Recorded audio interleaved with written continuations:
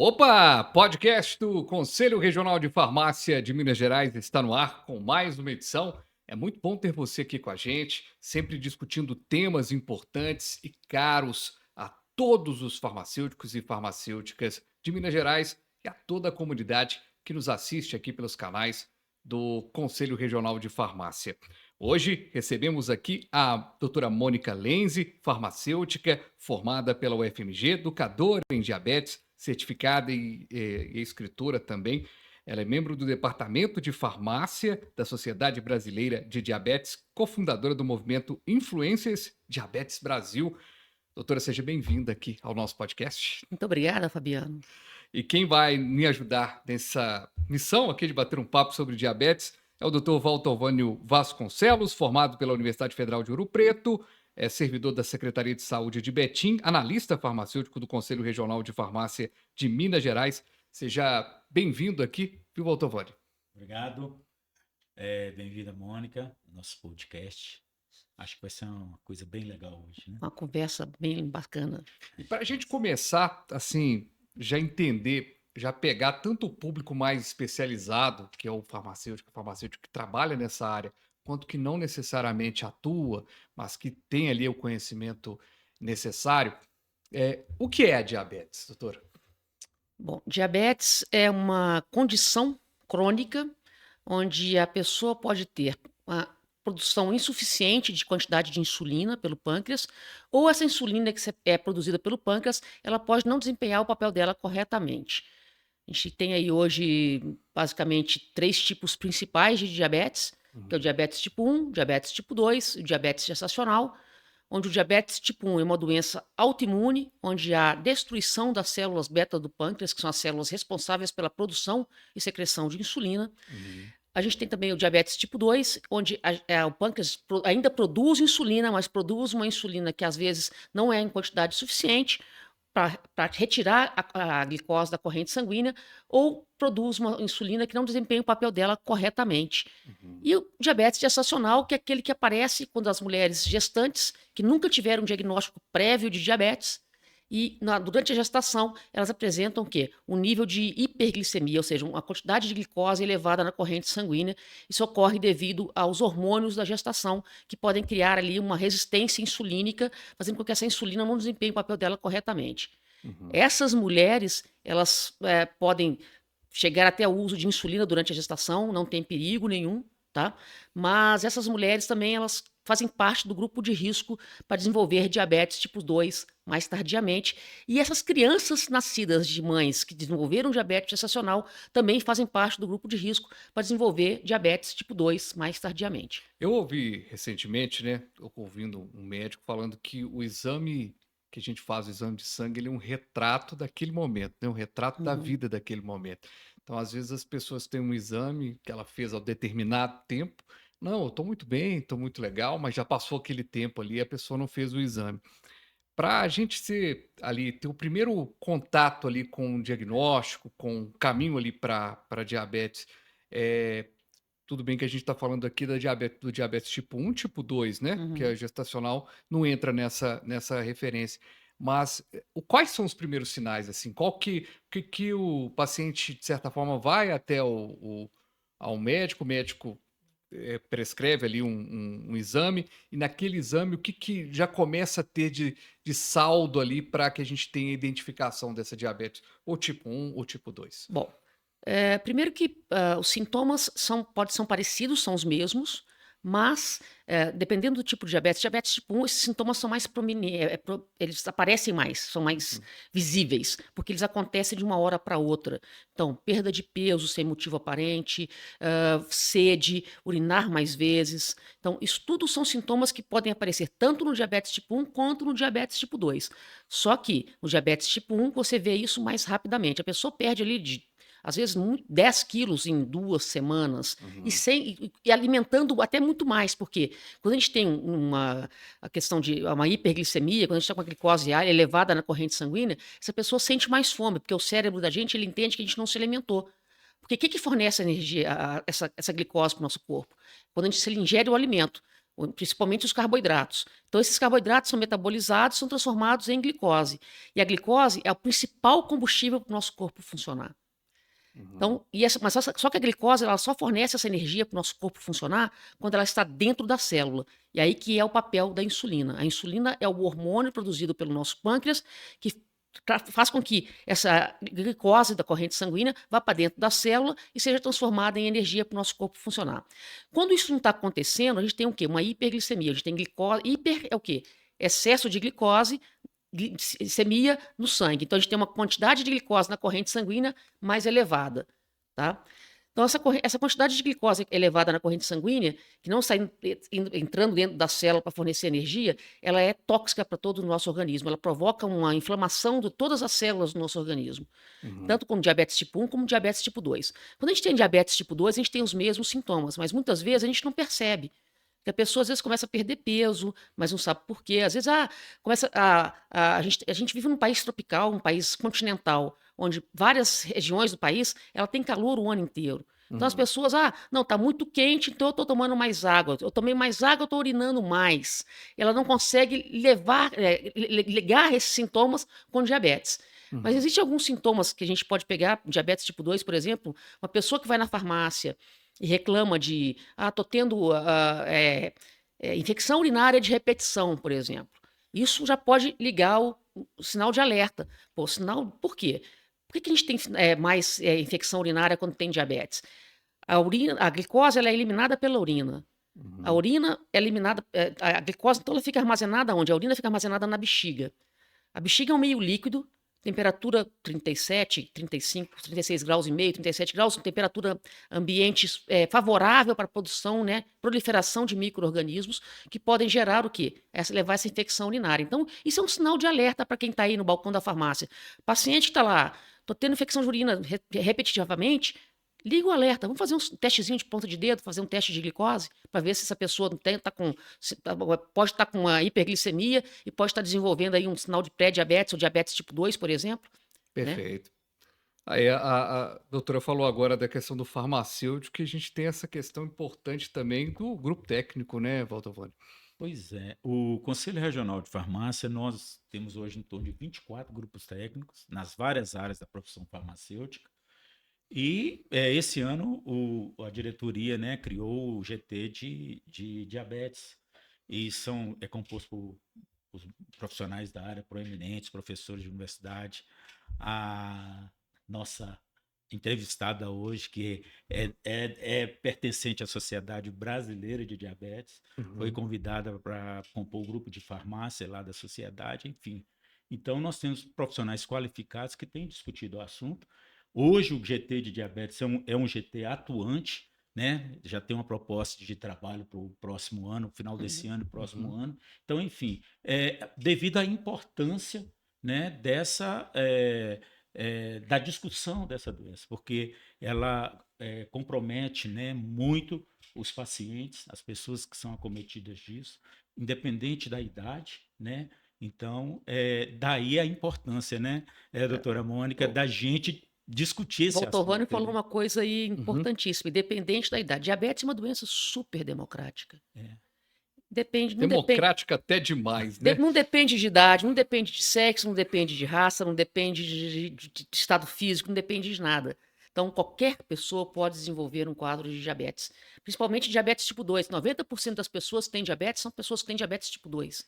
10%, de 5 a 10% das pessoas que têm diabetes no Brasil, no mundo, vamos falar assim, elas têm diabetes tipo 1, que é aquela doença que eu falei que é autoimune. O sistema imunológico da pessoa entra em colapso e começa a destruir. Ela não reconhece mais as células beta do pâncreas e destrói as células beta do pâncreas, que são as células responsáveis pela produção e secreção de insulina. Essas pessoas, quando têm diagnóstico, elas vão direto para quê? Elas necessitam de insulina exógena, de insulina exógena, ou seja, aplicações de insulina que a gente tem aí hoje. Até 1921 não existia tratamento para diabetes. Foi quando foi descoberta a insulina. Então, a insulina tem 100 e poucos anos que foi descoberta. Então, essas pessoas que tinham diagnóstico de diabetes, elas não tinham tratamento, elas morriam de inanição, porque o tratamento era uma dieta restrita de carboidratos, só com proteínas e gorduras, E essa pessoa morria de inanição, morria desnutrida, na verdade. Uhum. E agora o detalhe que do ponto que a gente precisa falar também, né, o profissional que está, a discussão aqui, né, do corpo técnico para se discutir essa questão da diabetes, e é legal a gente falar, tanto importante é falar da pessoa que está na ponta ali, né, do farmacêutico é o cara que está na ponta, a gente sempre fala isso aqui, né, no podcast, e sempre lembra que o farmacêutico é o primeiro profissional de saúde de muitos dos brasileiros, né, é o primeiro contato com um profissional de saúde. E como é que está a receptividade dos farmacêuticos para esse entendimento maior? Porque uma boa orientação ali na ponta pode ajudar bastante a iniciar um processo de entender o que é a doença, entender a situação ali, né, o quadro. E a educação do paciente nesse sentido, né? Exatamente. Eu É falo assim, uma importante. das coisas que eu falo que o farmacêutico é o profissional da área de saúde mais disponível Isso. para qualquer paciente, de Uhum. qualquer doença. Porque você não precisa marcar uma consulta com ele. Ele está lá no balcão, ele tem que estar lá no balcão da farmácia, da drogaria, para Uhum. atender esse paciente. Então, é o profissional de saúde mais disponível. Se eu quero falar com um enfermeiro, quero falar com um nutricionista, quero falar com. Tem que marcar Uhum. uma consulta. E com o farmacêutico, isso às vezes não é necessário. Se você quer um tratamento melhor, personalizado, você vai marcar uma consulta com o farmacêutico clínico. Agora, o farmacêutico está ali não só para entregar a caixinha, né? Quando eu formei, estava falando com o Walter Mano, estou fazendo 36 anos de formado esse ano, Uhum. e aí todo mundo, você estudou para quê? Para entregar a caixinha? Não, a gente não entrega a caixinha, a gente tem que entregar valor. É. Qual que é esse valor que a gente entrega? Fulano, você está entregando uma medicação, está tomando essa medicação de forma correta? Tem alguma dúvida? Muitas vezes a gente tem medicamentos aí, como uma glibenclamida, né, medicamentos que fazem com que o pâncreas produza e libere mais insulina. Uhum. Mas assim, o médico que prescreve assim, tomar antes do café da manhã. Aí o paciente toma antes do café da manhã. Só que o médico, a consulta é tão rápida que ele não perguntou os hábitos desse paciente. Que horas que toma o café da Que manhã? horas você toma o café? Não, onde você toma o café da manhã? Porque às vezes ele toma uma medicação em casa, mas ele vai tomar o café da manhã no trabalho. Dá um tempo aí, né? E aí ele vai andar 1 hora, 2 horas de Sem ônibus, alimento. tomando a medicação sem se alimentar. Ou seja, Ok. o pâncreas está produzindo mais insulina, desculpa, e consumindo a glicose que ele tinha na corrente sanguínea. E com isso ele tem sintomas que são de hipoglicemia. Ele começa a ter tremor, suor frio. E como a gente sabe, diabetes é uma doença o quê? Silenciosa. A Uhum. pessoa que tem diabetes tipo 2, ela não sente os sintomas. E ela fala, pô, o médico falou que eu tenho diabetes, eu não sentia nada, então me deu esse remédio, eu tô tomando Agora esse eu tô- remédio, agora eu tô passando mal. E aí? Tô passando mal, mas então é um remédio. A culpa é do remédio, não é da doença. Ele foi mal orientado. Então Uhum. aí entra o papel do farmacêutico, de orientar esse paciente para que ele use a medicação de forma adequada, no momento adequado. Muitas vezes ele não tem essa orientação dentro do consultório médico. Uhum. Então, essa questão da educação que o farmacêutico pode propor para o paciente, educação em relação não só a diabetes, mas o paciente não só tem diabetes, ele tem uma hipertensão, Uhum. ele Uma tem uma outra dislipidemia. doença, e aí é importante, né, que o farmacêutico, sendo esse profissional mais qualificado ali da ponta de uma drogaria, né, dele dar essa orientação, o empoderamento do paciente para ele realmente entender. E hoje nós temos, né, nas próprias farmácias e em casa mesmo, os aparelhos de monitoramento, né, Uhum. tanto de pressão arterial quanto de De diabetes, de glicemia. glicemia, né, da glicemia capilar. Então, é importante o farmacêutico ensinar, né, colocar esse produto à disposição dos pacientes para que ele também entenda como se dá esse processo da doença E dele. orientar como usar um glicosímetro, por exemplo. Muitas Claro. vezes a pessoa ela não lava a mão, ela faz um teste de glicose, Uhum. ele não foi orientado que ele tem que higienizar o dedo, né? Aí imagina, você É. chupou uma laranja depois do almoço e você não lavou sua mão, você simplesmente bateu a mão na calça e faz um teste. A laranja tem o açúcar da laranja, da fruta, que é a frutose. Esse açúcar também reage com o reagente, com a enzima que está impregnada na tira e pode superestimar esse Uhum. resultado.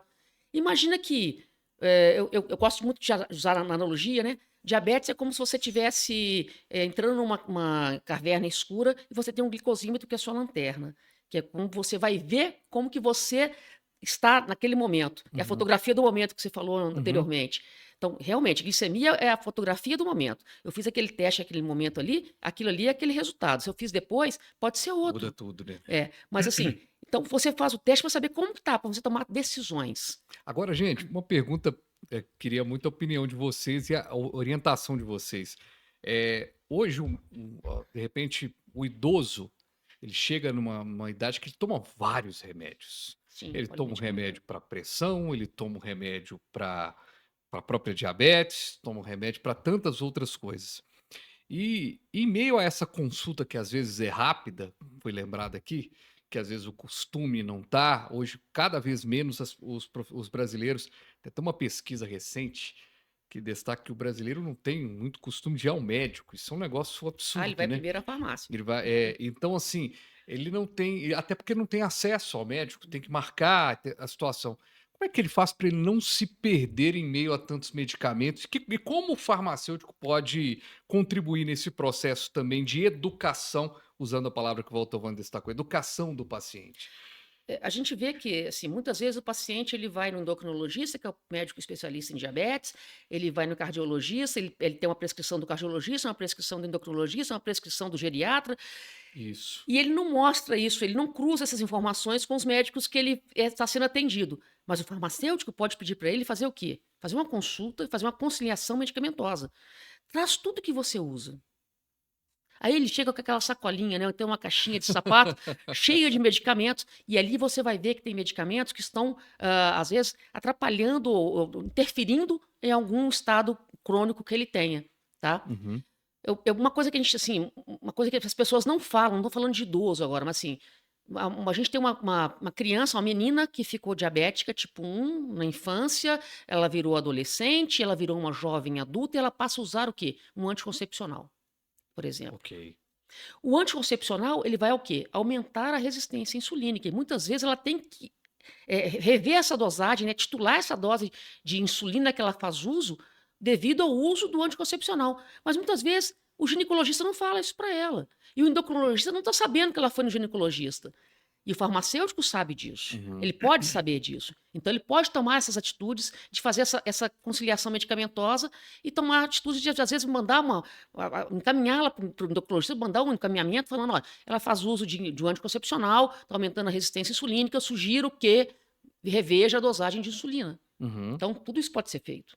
Fabiano, hoje o farmacêutico, né, nós já temos essa proposta de trabalhar em consultório farmacêutico. O farmacêutico pode ser um farmacêutico clínico e ter o seu próprio consultório. Que é um avanço E é espetacular, um avanço. né? E daí a importância. Eu vi nisso numa revista espanhola há muito tempo, e que eles entrevistavam algumas pessoas e falavam: você tem um farmacêutico de confiança? Então o próprio farmacêutico pode já ser essa pessoa, né? Olha, venha consultar comigo, eu vou ser o seu farmacêutico para te orientar, para dar orientação profissional aos demais profissionais de saúde, etc. E a população saber que ter um farmacêutico de confiança como referência. A gente que tem pai idosos, né? Eu tenho meu pai morreu, mas eu tenho minha mãe lá idosa, a gente fazia, né? Eu cheguei lá, peguei toda a história da mamãe, fiz um caderno explicando toda o que ela tinha, doença, fiz um levantamento de tudo, resultado de exames, etc, etc. E aí coloquei, por exemplo, todas as medicações que ela toma. E isso é apresentado em toda consulta que ela vai. Leva o caderno, apresenta para o médico. Então, existe estratégias, e aí eu gostaria que você abordasse isso também. Eu fiz um cartãozinho para o meu pai e ratifiquei com toda a medicação que ele usa de todos. Então, quais são essas Então, estratégias, ele já chega lá com... para o paciente apresentar, né? E como o farmacêutico orienta isso? Aliás, só até antes da doutora responder, quando você chega numa consulta, né, pronto atendimento no hospital, eles fazem tantas perguntas que até a gente que toma pouco remédio, a gente tem dificuldade de entender. Você está tomando qual medicamento? Você tem alergia a qual? Imagine uma pessoa idosa que toma vários, né? Um exemplo, assim, meu pai é paciente oncológico, e aí ele não estava entendendo o tratamento dele, eu tentando explicar, santo de casa não faz milagre, né? Então, assim... Normal. Ele está fazendo quimioterapia oral, ele pegou a medicação da quimioterapia oral dele, colocava na caixinha, tirava da embalagem original, que tem toda uma opaca, não absorve umidade, né? Tá todo o tratamento. Ele tirava dali e colocava na caixinha dele da semana. Eu falei: pai, não pode fazer isso, mas ele não me escutava. Aí eu cheguei para o farmacêutico da clínica que ele faz, ele também faz parte do grupo de trabalho de oncologia do conselho, e pedi para ele conversar com ele para mim. Aí meu pai saiu de lá e falou assim: quem que é ele? Ele é médico? Eu falei: não, pai, ele é farmacêutico. Você está menosprezando a farmacêutica que você tem em casa, entendeu? Aí ele conseguiu entender. Por que o meu médico não me fala isso? Uhum. Porque a consulta é muito pouco tempo, entendeu? Uhum. Então, assim, a gente tem que explicar para as pessoas. Quando você. Uma outra analogia que eu falo, quando o paciente entende o porquê que ele está fazendo certa coisa, eu uso até eu criei uma teoria que chama teoria da maçaneta, né? Uhum. Quando eu fui morar em Blumenau, em Santa Catarina, quando eu tive minha farmácia especializada em diabetes lá, eu já estou aqui em BH, voltei. Uhum. Eu fui comprar as maçanetas do apartamento que a gente tinha comprado para reformar e eu escolhi uma maçaneta de bola. E a menina, a minha comadre até, Hum. que era a designer de interior, ela falou assim: não, você não vai usar essa maçaneta de bola. Eu falei, mas por quê? Não, olha para você ver. Você vai chegar, você é destra. Já tentou abrir uma maçaneta de bola com a mão esquerda se você quebrar a mão direita? Hum. Tenta isso. É difícil demais. Já tentou? Você chega com a mão cheia de compras, já conseguiu abrir? Você tem que colocar no chão, o neném no colo, vai colocar no chão para abrir? Abre com o cotovelo uma maçaneta de alavanca. Então, quando você entende o porquê das coisas, tudo fica mais fácil. E esse é o papel do farmacêutico, mostrar para o paciente por que que ele tem que usar aquela medicação naquele horário, ele tem que tomar a medicação junto com o café da manhã, né? Uhum. Ou às vezes uma metformina, por exemplo, a pessoa tem algum, pode ter um distúrbio gastrointestinal, ele não entende por quê. Então, ele usar a metformina junto com a alimentação, então tudo tem um porquê de fazer, Uhum. tá? Tudo tem um porquê. Agora, o curioso é que a gente vai aprendendo um pouco, né, nesse processo, dessa relação do consultório farmacêutico, dessa relação, essa dúvida que o seu pai teve, né? Uhum. Curioso, né? Porque ele acompanha a sua formação, né, e tudo mais. E eu acho que a gente está se preparando, talvez, com essas mudanças para a nossa realidade daqui 30 anos, né? Que a gente vai ter uma população muito mais envelhecida. Eu tô Precisa colocando chegar a 30, não, 30, 30 é eu muito. falei 30 assim pela margem de erro do Ibope, mas eu acho que a gente chega 15, 20 anos, a gente já A tem gente uma já tá. população bastante envelhecida e precisando de uma atenção que talvez a gente não tenha dado ainda, né? Para os idosos, agora a gente está avançando mais. Parece que, olhando para trás, parece que na última década a gente teve mais avanços, Eu né? falo assim, o maior gargalo do tratamento de diabetes não é acesso à medicação, acesso ao médico, é acesso à informação correta. Uhum, Porque diabetes é uma doença que necessita de muito conhecimento. uhum, E às vezes você tem um diagnóstico de diabetes, você chega no consultório do médico e o médico te joga um monte de coisa. Você não vai guardar tudo naquele momento. Não vai guardar uhum. tudo. E precisa de muita informação. E cada dia as pessoas têm que aprender um pouquinho mais. Ó, eu tenho que tomar essa medicação aqui, ou um inibidor de SGLT2, que é uma medicação oral de última geração. Ah, mas eu tenho que fazer uma hidratação maior, melhor, porque você vai aumentar o número de micções. Você pode correr o risco de ter aqui uma infecção Infecção urinária urinária. ou uma infecção genital. Então tem Uhum, que fazer uma higiene genital melhor. E às vezes a gente, o farmacêutico, pode orientar, o médico não vai orientar isso, ele não tem uhum, tempo para fazer isso na consulta, mas o farmacêutico está ali e ele tem que ter esse conhecimento para ele orientar o paciente. Hoje, a gente está falando de teste de ponta de dedo, a gente tem hoje sensores, que você coloca os sensores na pele que vão ler a sua glicemia, não glicemia, a quantidade de glicose que você tem no líquido intersticial, que é o líquido que fica entre as células. Isso foi uma mudança de paradigma. Porque hoje a gente trabalha com o quê? Com tempo no alvo. E não mais o testezinho, que é aquela fotografia do momento. A gente tem de 5 em 5 minutos, hoje um sensor me dá de 5 em 5 minutos, qual que é o valor da minha glicemia? Qual que é o valor de glicose que eu tenho no sangue? uhum. Então, assim, imagina, você não tem que fazer, você deixa de fazer um testezinho, você faz teste 8, 5, 6, 7 testes de ponta de dedo e faz 96 testes em 24 horas.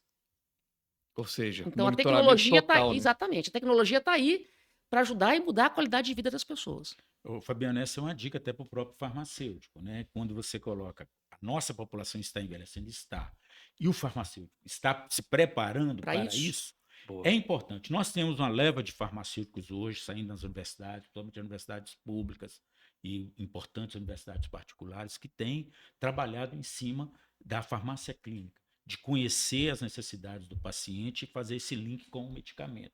É isso que é importante. Então, acho que a nossa profissão está se preparando. Há muito caminho a andar, né, Eu acho que tem doutora? eu acho que tem que especializar como o médico faz. O médico, ele é É, especialista. Eu sou especialista em indeterminada. diabetes. Uhum, Não me pergunte de antibiótico, porque eu não vou uhum, te saber te responder. Entendeu? Eu Sim. sou especialista em diabetes, me especializei em diabetes. Desde 2006, quando eu montei uma farmácia especializada em diabetes. Então, o farmacêutico também tem que se Tem. especializar nas áreas que ele quer trabalhar. Quero trabalhar com a parte de antibiótico, a parte de. Bom, vai trabalhar com aquilo, vai estudar aquilo, vai Uhum. comer aquilo. Almoço, café da manhã, almoço, jantar, Seja entendeu? referência daquilo Exatamente, seja correto. referência naquilo. para Você buscar. pode ser referência naquilo que você quiser. Então, seja referência. Não adianta você querer fazer de tudo um pouco, você vai fazer um pouco. E se a gente parar para pensar, até pouco tempo atrás, a gente não tinha nem esse pensamento, né, de ter a farmácia voltada para diabetes, a farmácia voltada para oncologia, como é hoje, né? Você Sim. tinha gente que buscava, como você buscou bem rápido ali, né, o seu processo. Quanto tempo já dedicado à diabetes? 2006, faz a conta, aí vão quase 20 anos, Quase 20 né? anos. É. Ou seja, então você já buscou rapidamente. Assim como tem uma turma que a gente, de certa forma, já mostrou que foi para estética, a turma que foi para oncologia. Não, eu E vi, é muito legal isso, eu né? li uma reportagem essa semana de uma farmacêutica de Jaraguá do Sul, Santa Catarina, Uhum. que se especializou em fazer fórmulas, uma farmácia de manipulação para PET, Aí, Uhum. legal. entendeu? Tá Então, aí um assim, tema bom, né? farmacêutico está desempregado, porque ele não quer se especializar. Se ele especializar, ele vai ser o top dos top das galáxias e vai estar ali fazendo o que ele gosta de fazer. E tem mercado para todo mundo. Eu sempre falei, desde quando eu formei, há 36 anos atrás, eu não conheço farmacêutico que fica desempregado. Tem que saber, tem que fazer trabalhar, É. tem que saber fazer. Vai e faz. Pois Né? é. Gente, foi muito bom o papo. Acho que a gente conseguiu abordar aqui os temas que estavam previstos, mas eu preciso. Tá faltando a gente falar da insulina, que é muito importante para quem Sim. utiliza. Aliás, até falamos da insulina aqui, mas eu acho que é uma dica importante. E aí, eu sempre falo que quando a gente, por mais nichado que seja um conteúdo, como é o nosso podcast aqui, volta e meia vai ter alguém que não é farmacêutico que está nos acompanhando por curiosidade ou até mesmo pela chamada diabetes, né? Chama muita Uhum. atenção o tema.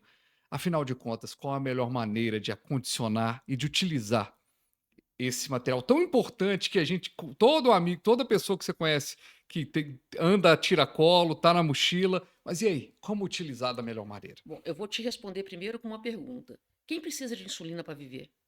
É a pessoa, né, que tá ali ou não? Todo mundo. Todo mundo. Todo mundo, né? Todos nós. Você precisa, Valtovani precisa, eu Verdade, preciso. verdade. Não são as pessoas que têm diabetes. As pessoas que têm diabetes precisam de insulina É. comercial, a insulina Ótimo. que foi produzida, tá? A Pra gente tá Mas a gente naturalmente. tem a insulina produzida pelo nosso organismo, pelo nosso pâncreas. Então, todos nós precisamos de insulina para viver, né?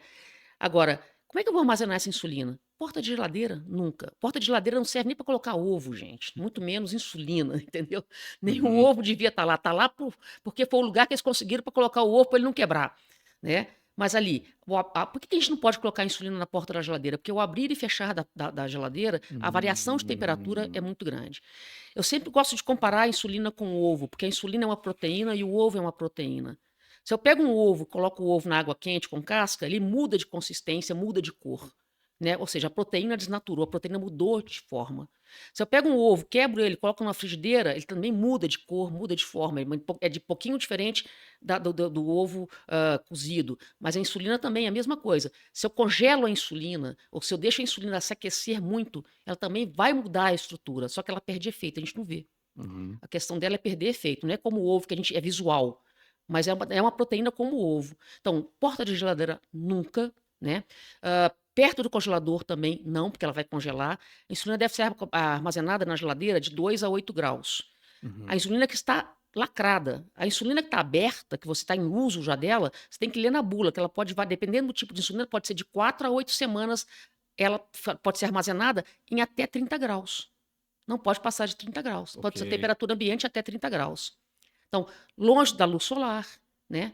Não, cozinha não é lugar de colocar insulina só na geladeira, mas assim, Uhum. cozinha, medicamento nenhum deve ser armazenado na cozinha. Ou Por no quê? armarinho Ou do no armarinho do né? banheiro. Por quê? A gente liga o Variação de chuveiro, variação de temperatura, aquece, a gente liga o forno da cozinha, a gente liga o chuveiro, Uhum.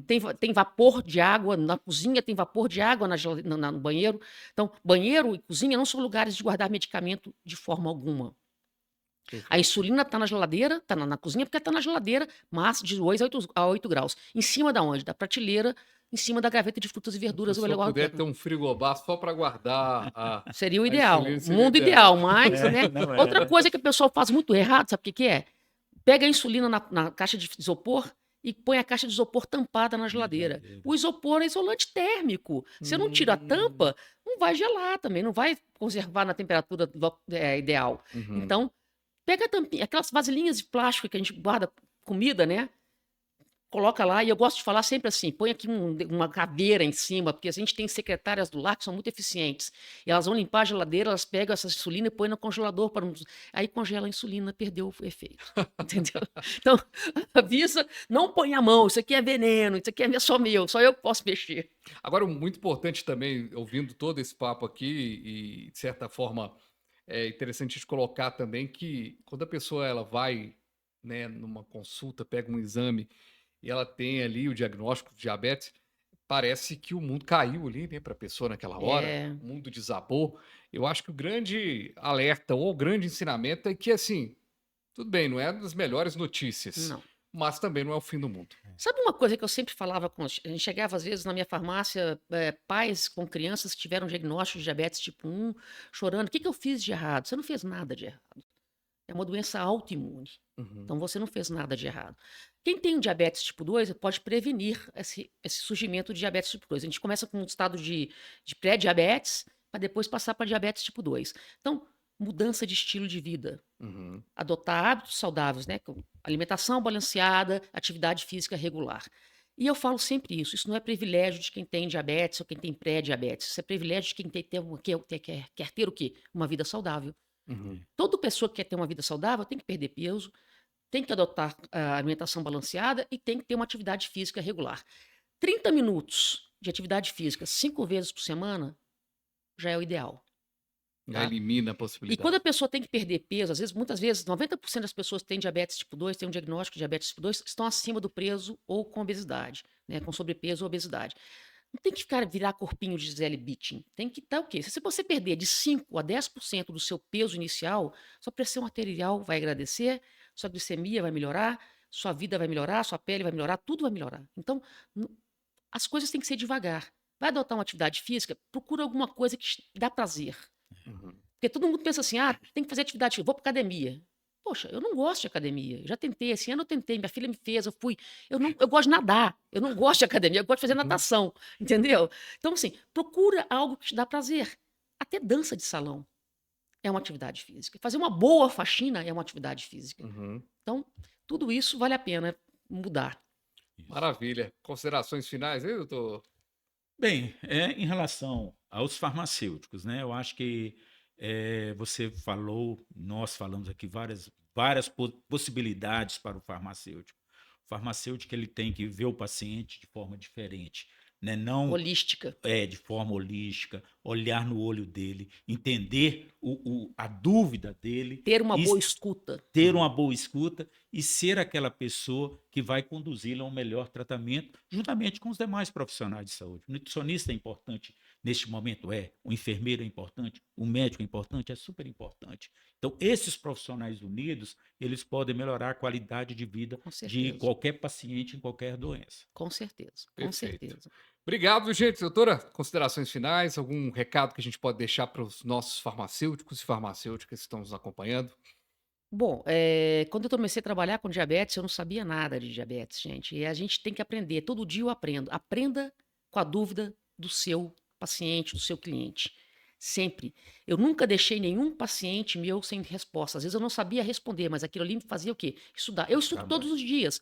Como eu tenho as redes sociais, como eu tenho meu canal no YouTube, e eu consigo pegar aquelas dúvidas e transformar aquilo ali num conteúdo, porque eu vou estudar para saber o que que é aquilo. Então, Perfeito. use as dúvidas que seu paciente, seu cliente tem para você estudar e aprender todos os dias. Porque todo dia você tem que aprender, não adianta. É Muito isso. bem. Doutora Mônica Lenzi, doutor Walter Rony Vasconcelos, conversamos aqui sobre prevenção de erros de pacientes com diabetes na terapia medicamentosa. Falamos de uma maneira geral dessa doença. E foi muito bom, viu? Ter você aqui com a gente, nesse podcast. Ó, se você está chegando aqui agora, de repente viu esse vídeo, está passando por ele, você pode acompanhar outros tantos conteúdos que a gente tem aqui, tanto no formato só em áudio, quanto nessa versão áudio e vídeo, onde a gente bate esse papo muito agradável. Até o nosso próximo podcast do CRFMG. Valeu!